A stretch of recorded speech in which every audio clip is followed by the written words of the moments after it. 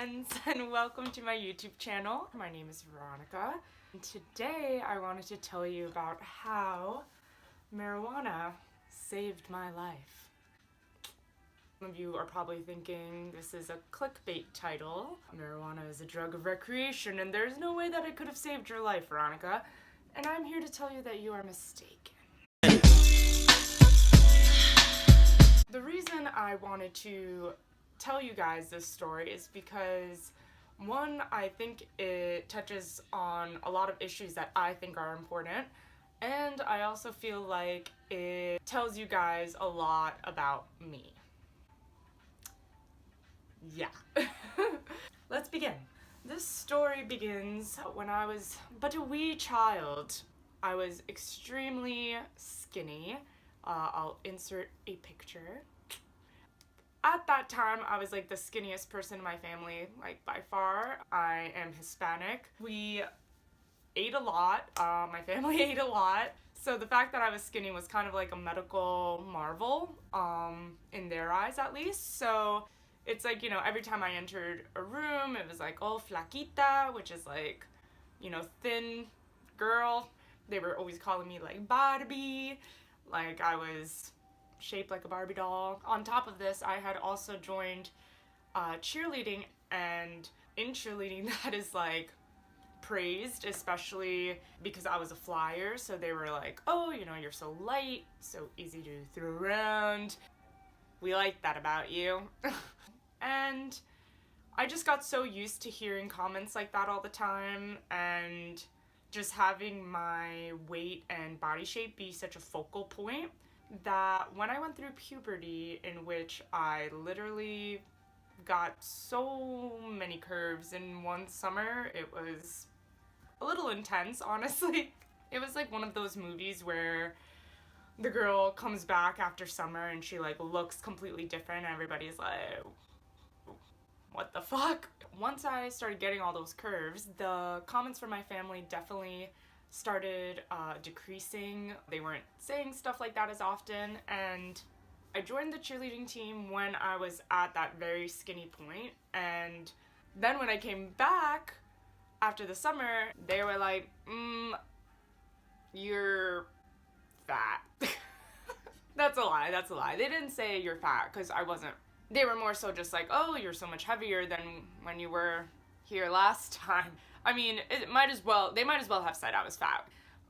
So that, coupled with my parents no longer calling me skinny, I was like, okay, great. I'm kind of fat. Even though I wasn't at all. Like, looking back at photos from that time, yeah, it was body dysmorphia, like, to a T. Because in my mind I was feeling fat, I started limiting my food intake by a lot. I'm just realizing now that I should definitely put a trigger warning in here. So if you struggle with disordered eating, if talking or hearing about disordered eating makes you uncomfortable, you might want to click off this video. Yeah.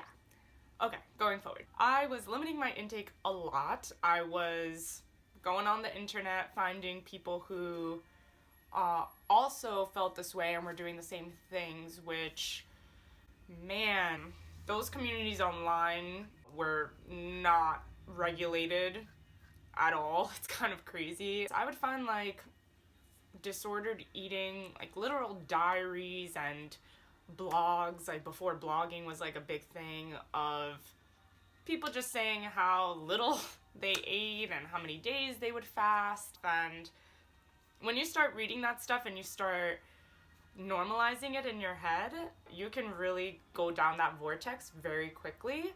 On top of it, there was definitely a girl on my cheerleading team who had an eating disorder at that point, and for some reason I was like admiring her. Like I wanted to also accomplish this feat. I was limiting my intake a lot. I was anorexic at that point, super skinny. My poor parents, like, not really knowing how to deal with it. It was getting really bad. I mean, at times, like, I would be fasting, having like nothing except for water, and then I would break that fast with like 10 grapes like 2 crackers, literally counting, you know, each little item. Like if I had 2 peanuts just to keep me from passing out, I would like write it down like 2 peanuts. Like, bitch, it has like 2 calories. So anyway, it was in that really dark time where, you know, I would say no to friends to going out because I didn't want to have to order stuff. Anything with calories, like, I didn't fucking want. So, you know, I was isolating myself from my friends, except for one of my best friends who I confided with and who was also struggling with some body image issues. So it was like not really the best person for me to confide in. We were enabling each other, like, for sure. And it was just a terrible time. Let's get into where my life is saved. So, because my parents are crazy Hispanic parents, they would always be like snooping in my stuff, even like looking at my MySpace, another thing showing my age. The older cheerleaders were, you know, drinking and stuff at that point. They were like seniors. I was a freshman. And I mean, they didn't want to hang out with me, you know, or actually they would hang out with some other freshmen. It just wasn't me. They had seen pictures of them drinking, so they of course assumed that I was there drinking. I just happened to not be in any of the photos because that's how covert of a spy I am. So they were telling me that I had to quit cheerleading because I was clearly drinking. Meanwhile, I'm like, bitch, you know how many calories alcohol has? Like, I'm not trying to do that. But they were very insistent on it, and at first I was really, really upset. But whatever, it's like I had to make do with it. So I had like more free time after school because I wasn't going to practice every day. And I met some new friends. When I started smoking, I obviously would get very hungry after smoking. The type of hunger that no amount of fasting could have trained me for. You know, I had to basically give in to the hunger and feed myself an appropriate amount. And I mean, since I wasn't in cheerleading anymore, since I had these new friends who honestly, like, didn't give a fuck, that just put me in a new frame of mind. I was able to completely stop limiting myself in that way and just allow myself to be a human, eat, and just, like, live a normal life.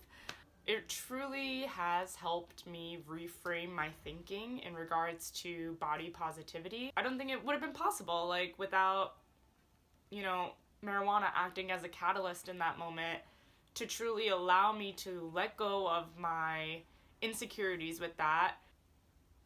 So yeah, if there's one thing I hope you take away from this, it's that you have so much more to offer this world than a good body. Like, there's so much more, you know, your mind, your thoughts, your words, your intentions. And, like, of course, marijuana isn't the only way to get over an eating disorder, but I just wanted to shed light on how that substance, which at that time was a lot more taboo than it is now. I know that it's legalized in a lot of states and it's just become way more of a acceptable topic to bring into conversations. At that time, it was really something that had to be hidden, and even, you know, now I almost didn't want to do this video, but I do definitely want to play a part in destigmatizing marijuana and the idea that it's kind of just for recreation and it can't really add any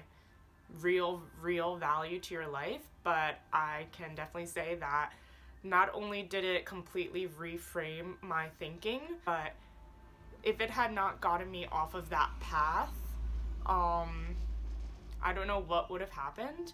It did save my life. But yeah, if you guys want to see more stories, please give this video a thumbs up, subscribe to my channel, hit the notifications bell so that you know when I post a new video, and I will see you guys next week.